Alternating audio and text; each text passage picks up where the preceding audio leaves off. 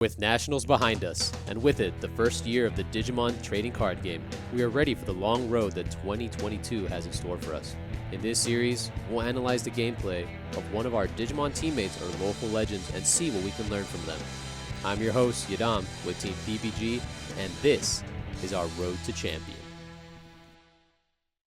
Welcome back, Digimon Tamers, for our third episode of Road to Champion. Thank you for tuning back in, as this week we go ahead and do some more BT7 content showcasing Sergio's BT7 Pure Green deck versus Blue Hybrid. Now, this is the fifth and final round of Swiss for our last Thursday locals, in which we had our first tournament that showcased the mulligan and side deck formats as we are preparing for DigiFest coming in the near future. So this week we're featuring our good buddy Sergio as he goes ahead and shows us the absolute power that Green Hybrid has in his Pure Green Hybrid deck list. So let's go ahead and take it from here. As Sergio looks at his hand, I believe he's opting whether to mulligan or not. Let's go ahead and see what he does. He chooses to keep, passes priority to his opponent, who also chooses to keep. So we're in for a good game. As we go ahead, evolve Terrier in the back, and just start off with the Memory Tamer. Very strong starter. Oftentimes called floaters, for those of you that don't know. As we have the good Strabi evolve on the back, playing the other Strabi in the front, searching the Beowulfmon, which, if you don't know, is very good in the green matchup. Unfortunately, green doesn't really have many cards that can deal with it, and by many I mean none. I don't believe there's a single card in Sergio's deck that can handle the fact that this card says cannot be attacked. So we'll go ahead and see how he is able to perform with that card already in play, as he plays the Boko and JP, not fearing giving his opponents 3 memory, setting up for a very powerful turn with the Terrier and Boko on board, holding it down as the Korikaku, or as the Snowman comes down and takes care of his source. Strabi goes ahead and takes the free check, as Strabi isn't long for this world because JP's here, and he goes ahead and plays the Clam. Now, the Clam is very, very strong in this scenario, as it slows down his potential level 6 play that he has this turn. Goes ahead and takes the Hybrid Evolve for 1. Well, he's going 2 costs because of, you know, the full cost. Then JP gain 1, then Boku gain 2. So he effectively gains 1 memory off of this play. So I think they kind of whiff this, but Sergio should be at 4 memory at this time, as nothing here is being reduced. He goes ahead and grabs the level 5, which, even though he does have the Clam in play, just because of the fact that Boko exists on this board, as well as JP giving him that 1 memory, and it just showcases how powerful Green has, like the tools that Green has, as it just is able to do so much with so little. And even though he's being stopped by the Clam, he's looking at it, he's like, yeah, I might just ride this card out right now. And he just does. He should be at 1 here, but it is what it is. Goes ahead and evolves into the Ancient Troy. Ancient Troy being 13k monster, and making sure that Blue has a very difficult time with his board state. But, you know, creating that Ancient Troy this turn means that his Blue Hybrid player needs to answer it immediately. If this is not answered right now, that card becomes a field spell and effectively slows down the blue player's chances of winning this game dramatically. As he goes ahead and attacks with the Beowulf, tries to gain the memory, but excuse me, sir, Terrier's on the board, and Ancient Troy is going to make sure to suspend that Clam. Yikes. As he goes ahead and plays the Tommy, Tommy will strip 3 sources, making sure that the Ancient Troy is a little naked, but that's fine. Ancient Troy can still attack this turn. Unfortunately, it can't attack the Beowulf, but it can attack. So he goes ahead, evolves in the back, still has the Ken. As he goes ahead, takes the free eat on the Clam. Does he choose to tap his Tamer? Opts not to gain the memory. Maybe the memory is unnecessary. Who knows? His opponent doesn't have a memory Tamer thus far, so Green could just infinitely choke him and make sure that he has little to no comeback mechanic, especially with the Ancient Troy field spell on the board. But it's tough to say what Sergio's thinking at this point. He takes a look at his hand and analyzes the game state and opts for just another Boko. Yeah, that's probably really strong. As Boko goes ahead and searches JP as well as level 4.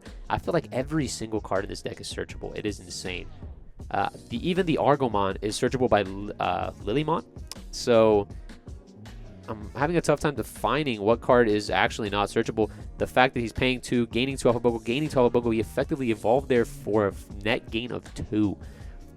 And unfortunately, he's not suspending a Digimon because he's not on top of JP, but I don't think that necessarily matters, as we have 5 Digis on board, evolves into the blocker.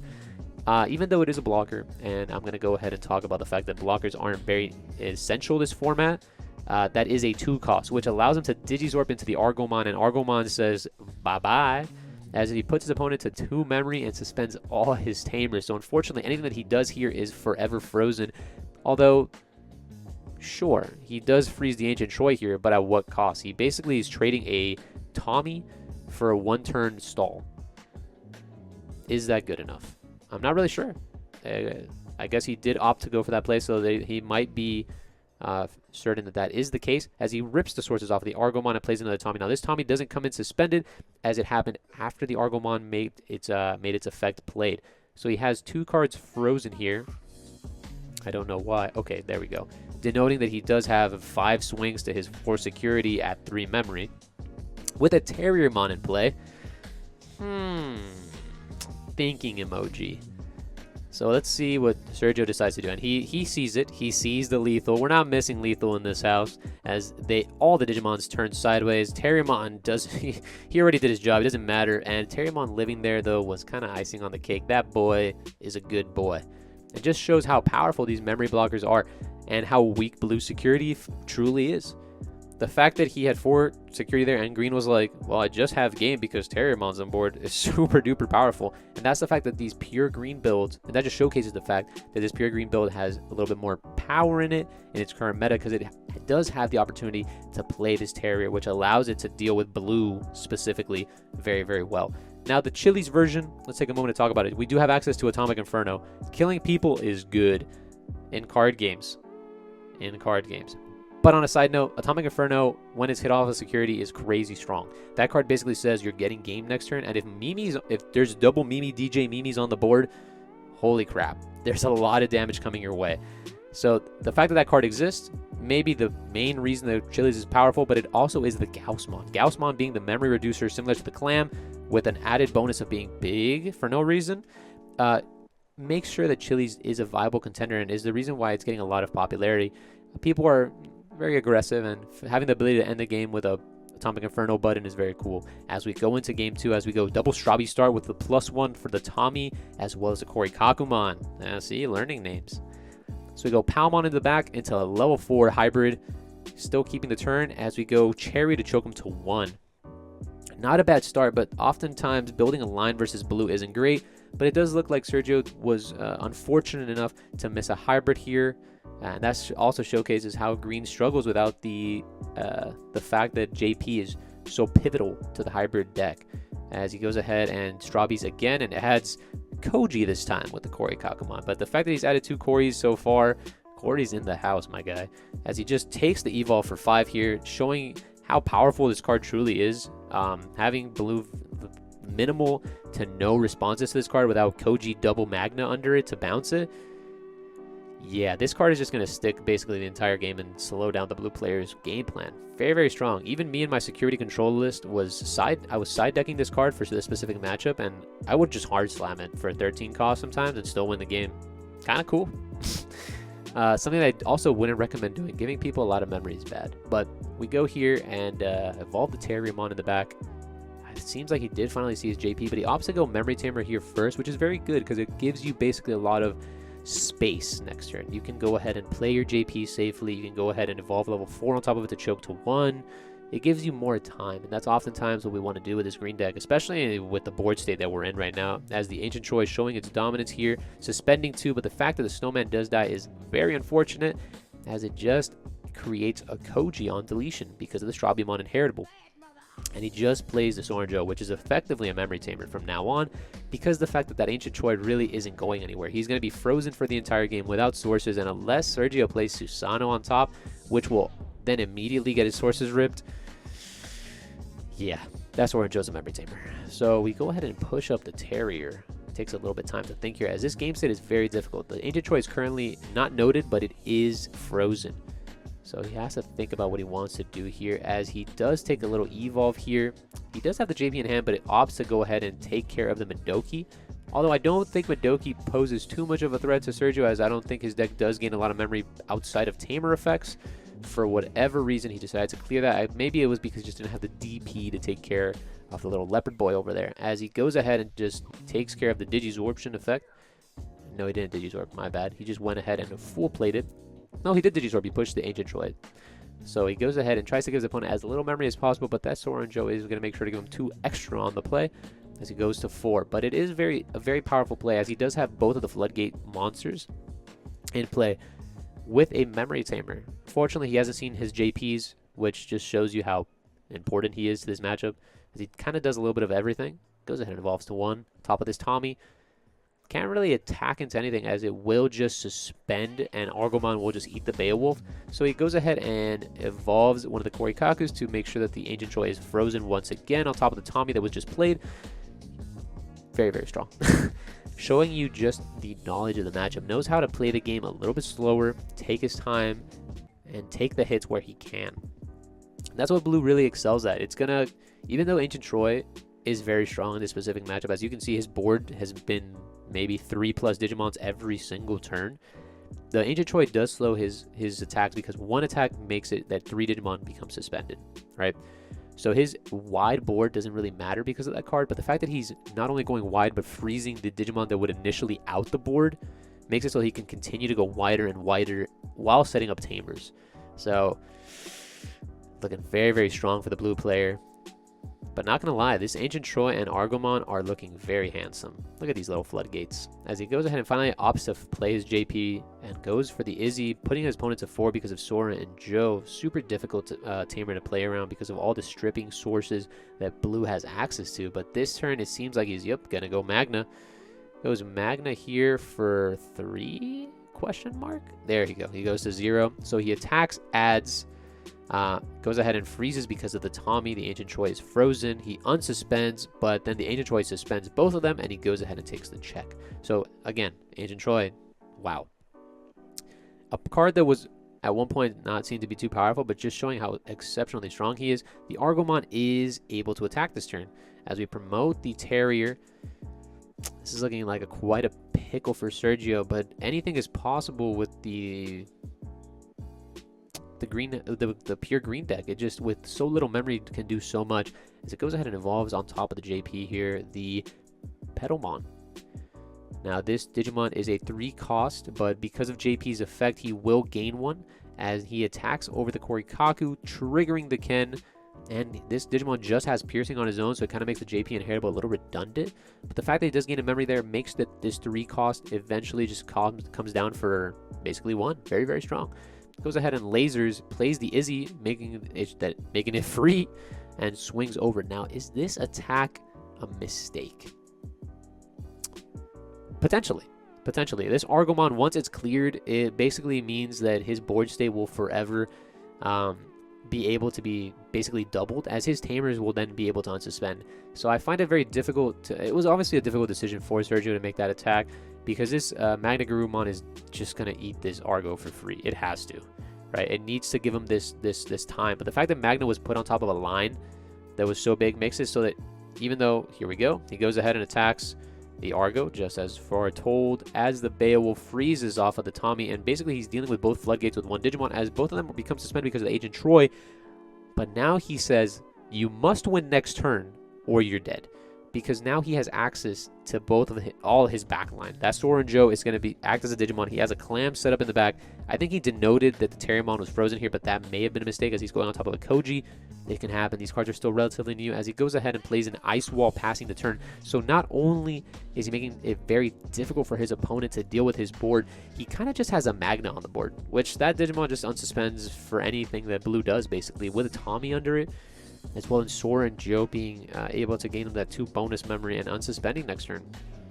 We'll go ahead and see how he chooses to go about this. So he's paying 2 memory for this attack. That might be the nail in the coffin, as his opponent is going to be able to gain 4 memory at the start of his turn, making sure that he starts minimum 5, but the way that it's looking, he probably will start 6 or 7. I think this is over. Too many attacks coming from the blue player, and they're also force certain because he has added them all back with either Beowulf or added them with Magna. So he does have the level 4s in hand. He does have the level 5s in hand. He's going to loop them literally next turn. So he needs to go in right here. There's nothing else that can be done, as he's trying to mitigate what's going on by attacking over the Strabi, trading it in, going down to 0. And I can't think of a way that he puts his opponent to 1. Yeah, he attacks the Terrier. They noticed that it wasn't frozen. putting his opponent to 6. And I think this might just be the end of the game here. As we attack with the Magna, freezing with the Tommy. Obviously, the Magna is going to swing first because at any point in time, when Digimon attacks, he's going to unsuspend the Magna here. He goes Kendo. Kendo will swing. And Soren Joe, Kendo will swing. He did also have access to the Beowulf to get 3 more attacks. My goodness, Blue is just so powerful. But unfortunately, that was just the fact that he didn't see his early JPs. Blue was able to set up very, very quickly. And the fact that he hit the Soren Joe off security made it so that it was almost an undodgeable lethal. But that's, like I said, that's what makes Blue good. If you can't just take the time to just one-shot them, they will take the time to take care of the game as you swing into their security and give them more attacks, more bullets, more memory, more power. Which, I mean, is a good and bad thing. Now, we're not clearing your board on your swings. You don't have to care about Gaia Force. You don't have to care about Kikaitis. You don't have to care about Absolute Blast. But you do have to care about the fact that if I give you a Soren Joe, will you die? And that's something you always have to consider as they're going ahead and asking it if they want a mulligan. His opponent looks at his hand and decides, oh, this hand needs to be mullied. As Sergio keeps his and goes on to the play. He does see the early JP this game. So you see, oftentimes in this meta, people like to go second. You want to go second because, as you can see here, he can respond with his own Digi in the back, play his Memory Tamer to show your Memory Tamer, and this time he opts to go for level 4, which is bizarre. I can't really see what's in his hand, but if he did have maybe another rookie, he didn't have the Strawberry, if not, or a Boko, he would have immediately played it. But it would have given him way more tempo than, unfortunately, this Digivolve in the back. Goes ahead and evolves here for 1, adds another Digimon to his hand. Man, and he has 2 more JPs. And this is the scenario that I was talking about where green really excels. And that's, yeah, JP control. So Snowman promotes. Upa is really not going to do much here, but he does have the Strabi and Heritable with the Koji in hand. So he does have a little bonus action here. Choosing not to go for it as he swings in with the Kendo. And that jamming was, as we can see here, unnecessary because that Boko is 2K. A little too loco. Goes ahead and plays the Tommy, stripping the sources off the JP, which is very, very powerful. Now that level 5, that if it were to come down to that level 4, if that was his game plan, he can no longer do it because effectively he has no Tamer in its Digi-Evolution sources, so he can be reduced. So he takes the time here to evolve Pally in the back. Still has the JP and a level 4 as well as a Terrier on the board. He has a lot of presence. Goes ahead and thinks as he plays the 1 cost to Digivolve on top of level 4 hybrid and takes the trade. His opponent did have the Koji, so this was not optimal to say the least. But it is a way to deal with the board state, and Sergio doesn't really have access or knowledge to what his opponent's hand is, but it's looking terrible. As he evolves Strabi in the back, which is a potential out, choosing the draw and as opposed to the search. It's kind of a tough call, as he just has the level 4 here, so it's fine. And yeah, chokes his opponent down to 1 off of this play. Yeah, this seemed also very, very good. As opposed to just Strabi passing. This does seem a little bit stronger. Evolves the Palmon. The Palmon is just going to attack. Sergio noticing that he needs to start being a little bit more aggressive in this matchup as he evolves on top of JP for 1. So yeah. And yep, they're just noticing the fact that, yep, 2 cost and JP. Yep. 1 cost evolve. Yeah, green is super powerful. Choke to 1 and he's still able to get to his level 5 if he wants to, if he chooses to. And Sergio taking quite a bit of a think because he is staring down a Beowulf to a very non-threatening board. I mean, he does have the JP in the back, but if the JP gets dealt with, it's not good as he has to go for the level 5 here because if he does bounce his level 4 hybrid, he loses the JP inheritable, which is not great. So we promote the Strabi here. We have the Beowulf, and again, the hand isn't looking too crazy.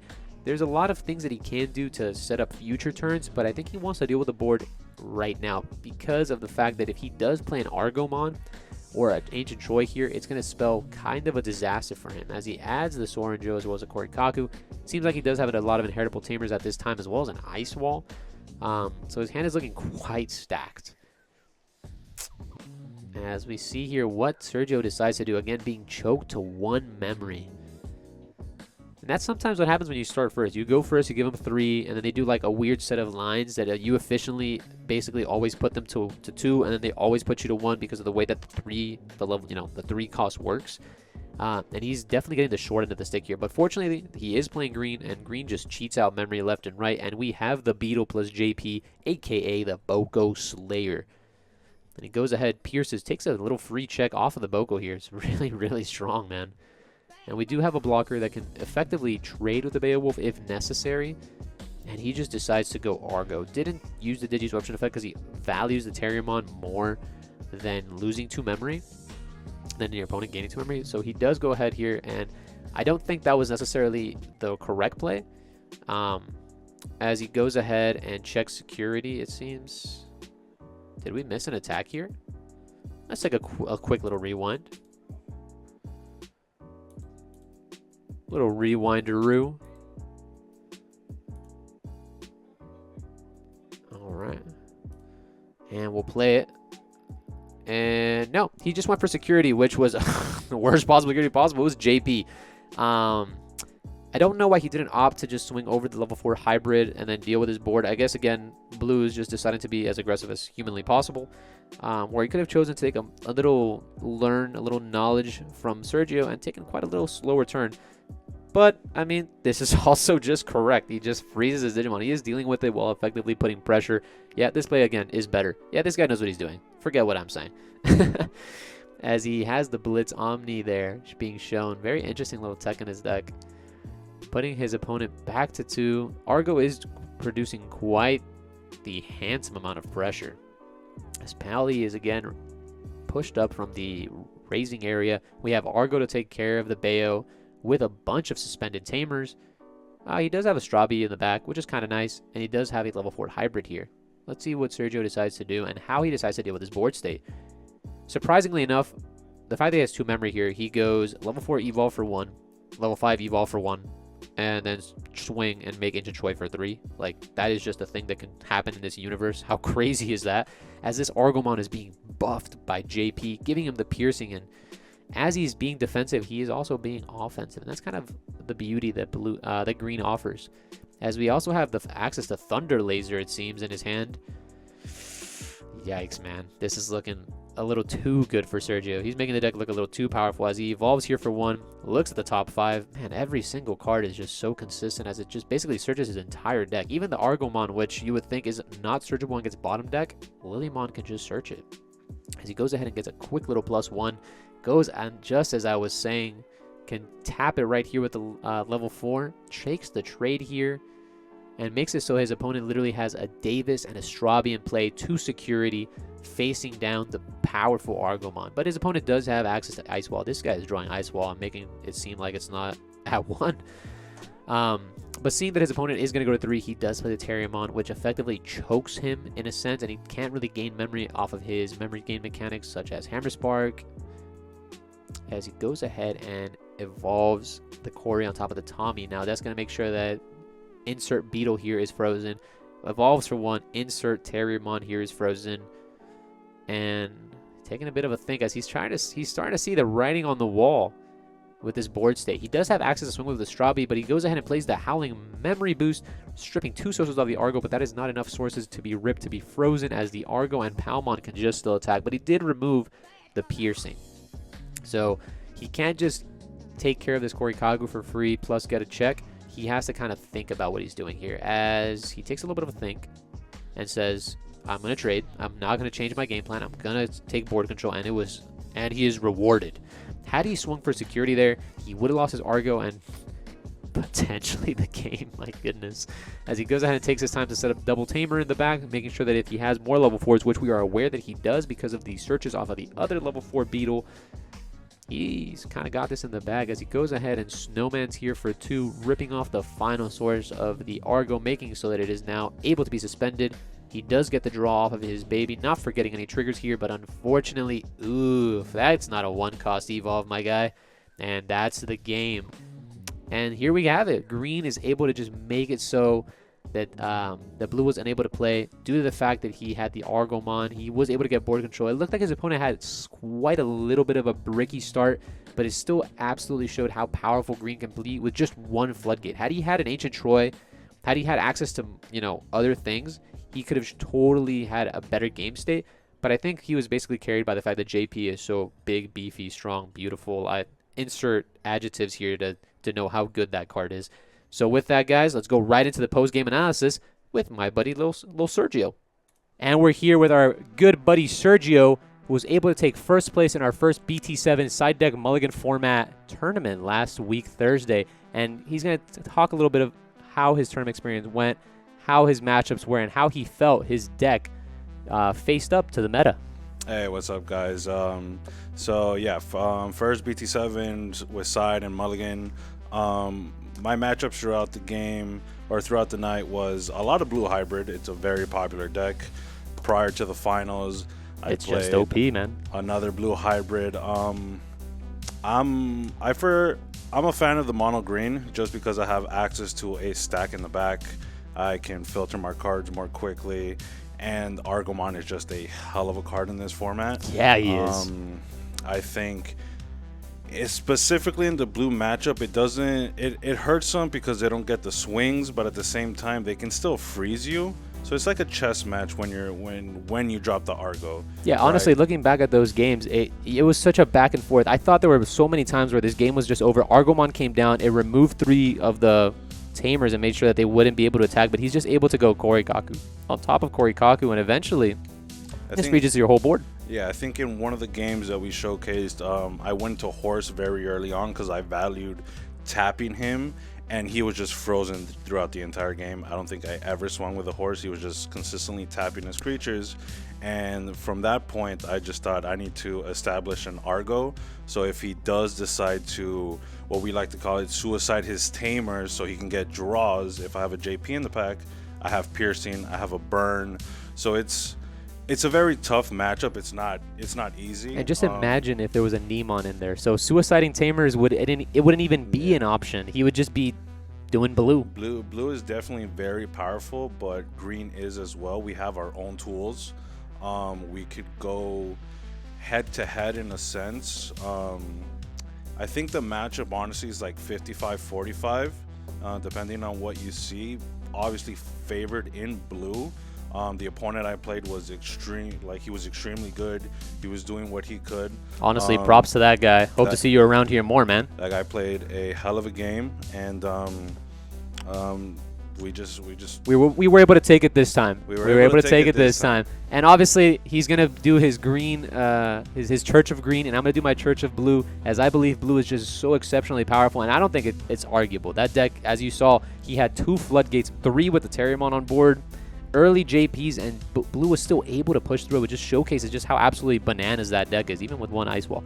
Although your opponent did see Ice Wall, I think, game 2 and 3, which is kind of crazy. He did see Ice Wall, and even though you have your entire board, because I think if you saw my strategy, I wasn't very aggressive because I didn't want to hit something in security that would just completely lose me the game. You're absolutely right. The thing in this meta is, like, sure, you can swing, but then you hit a Sora Joe. Now he just gets access to two more memory, or I hit another Tamer, and it just completely throws me off. So how crazy is that? Yeah, it's kind of ridiculous. Back in the day, we were afraid of Gaia Force, and now I'm afraid of TK insecurity. I'm afraid of Sora Joe. I'm afraid of Tamers in the mirror match. I'm afraid of hitting a JP because now he has access to a full line. Yeah, I think at one point in time he swung. There was like one turn where he froze your Digi, took care of your level 3, and he swung into your security, gave you a JP, and I'm like, oh, now he's dead. Yeah, the second my opponent gives me a JP, and or you give him a Tamer. It's just. And that's why I really do enjoy this format. This format does have a lot of back and forth that a lot of the formats before didn't have, and it's super swingy. Sometimes you'll look at a board and you'll be like, that guy's got this in 2 turns. You walk away, you come back, and you're like, oh my god, how did he lose that game? You know what I'm saying? And that's kind of beautiful and kind of terrible at the same time. Am I right? It's frustrating when it happens to you, and it's great when you're the one doing it. It's like, holy crap, I'm a god. And then when it happens to you, you're like, I hate this game. But definitely the blue versus green matchup, it's a very hard matchup. It's not an auto win if you drop Argo, especially against blue. I mean, Argo is, I would like to say, an auto win against yellow because they can't do anything with Shine. They're gonna recover, but you're just gonna instantly burn them. But against blue, they still have access to freeze your guy, even though I'm tapped. Now I can't swing over it. You know, it's definitely, I think in my matches, the actual Ancient Beetle didn't come up as often as the Horse and the Argo. They're all just such exceptional cards. It's so hard. Like, green has access to literally 3 floodgates. Well, Ancient is really not a floodgate. That guy just is a gamer. That guy goes in and trashes. And let's not forget the fact that he doesn't have to be the one to kill a Digimon to use its effect. And when any hybrid, meaning your level 4s, your petals, all your little beetles, when they kill something, they do just gain that effect if he so chooses. And if 2 of those dudes are on the board, my God, nice security, my guy. You double burn. You have no Yeah, fear. it's really good. The fact that we don't have to care about the fact that security exists and bypass that mechanic is very, very good, and it's always been a very good mechanic. But thank you so much, Sergio, for being able to show us just how good that matchup can truly be and showing us the little intricacies that exist in that matchup. Thank you for having me. Hope to bring more video for you guys. Like I said, the Church of Green, the Church of Blue and Yellow. Unfortunately, I was indoctrinated into blue. They're just so broken, and I had to.